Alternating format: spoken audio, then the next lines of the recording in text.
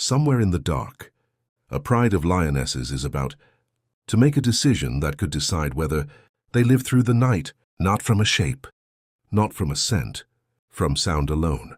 They have seconds to answer one question. How many voices is too many? The savannah is quiet but not silent. Roars, unfamiliar ones, coming from the direction of their territory. They don't know how many lions are out there, or whether the intruders are close or far. All they have is sound, moving through the dark like a signal with no picture attached. Do we move forward, or do we stay hidden? If the intruders are few, the pride can defend its ground. If the intruders are many, moving forward could mean losing everything. To us, that sounds like a math problem. Count the roars, compare the number, choose the safer option. But lionesses do not count the way we do. They have no words for numbers, no symbols, no way to hold 3 in their mind the way a child holds it after learning to count on their fingers. And yet, they behave as if the number of enemies matters, not vaguely, specifically. If an animal cannot count, how can it still act like numbers mean something? Scientists have looked at this exact pattern across many species, and the answer that keeps surfacing is not counting at all. It is something researchers call numerosity, a way of sensing more or less without ever turning it into an exact number. This ability is known as the Approximate Number System. It does not work like arithmetic. It works like comparison. 2 versus 6 is easy to tell apart. 5 versus 6 is much harder because the ratio between them is close. So the mind is not asking how many exactly. It is asking something simpler. Is this clearly more than that? That single shift changes everything about how we should picture animal decision-making. It is not a lioness solving equations in the dark. It is a lioness sensing a difference sharp enough to act on.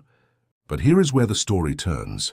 Why would evolution build a sense for quantity at all? The answer is almost uncomfortable in how simple it is.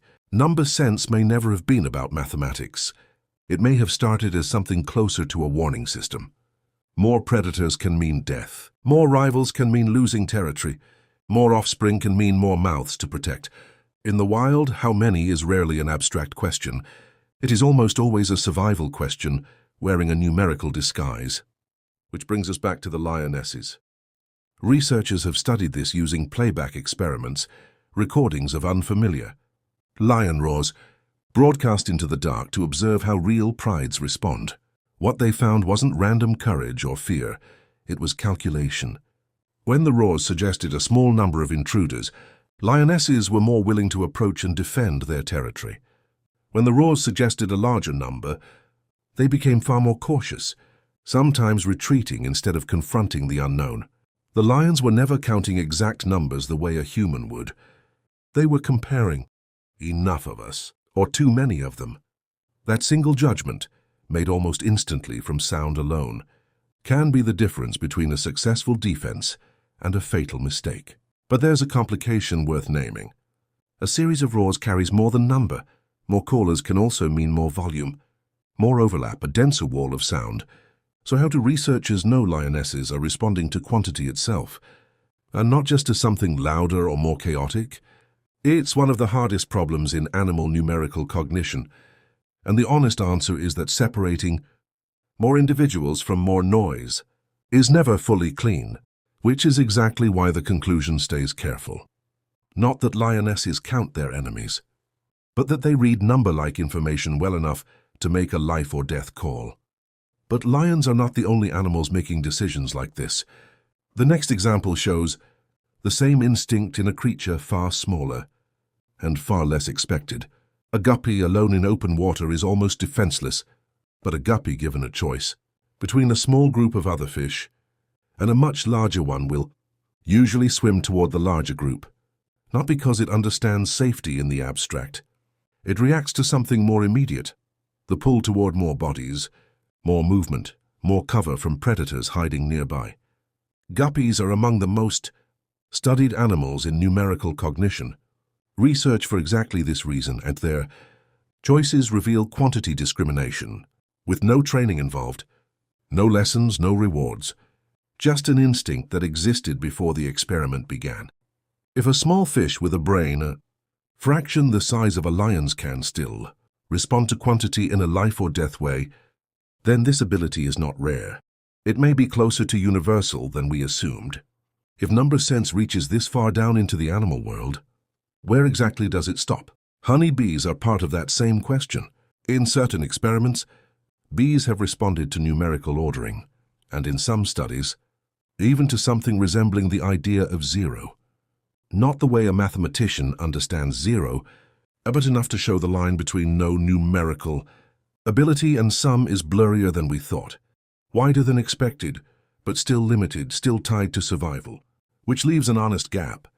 Researchers still don't fully agree how much of this is true number sense, how much is visual estimation, and how much is simply learned rather than instinct. The honest answer: some animals can judge number-like information well enough to survive. Exact counting, the kind involving real numbers held in the mind, remains far rarer, and when it does appear, it almost always requires careful training, which brings us back to where this story began. To that pride of lionesses still standing in the dark, still listening to voices they cannot see. She is not solving a mathematics problem. She is not counting to 3 or 4 or 5. She is asking one question. The same question a fish asks when it chooses a larger shoal. The same question a bee may be answering in miniature. When comparing quantities of flowers, are there more of them than there are of us?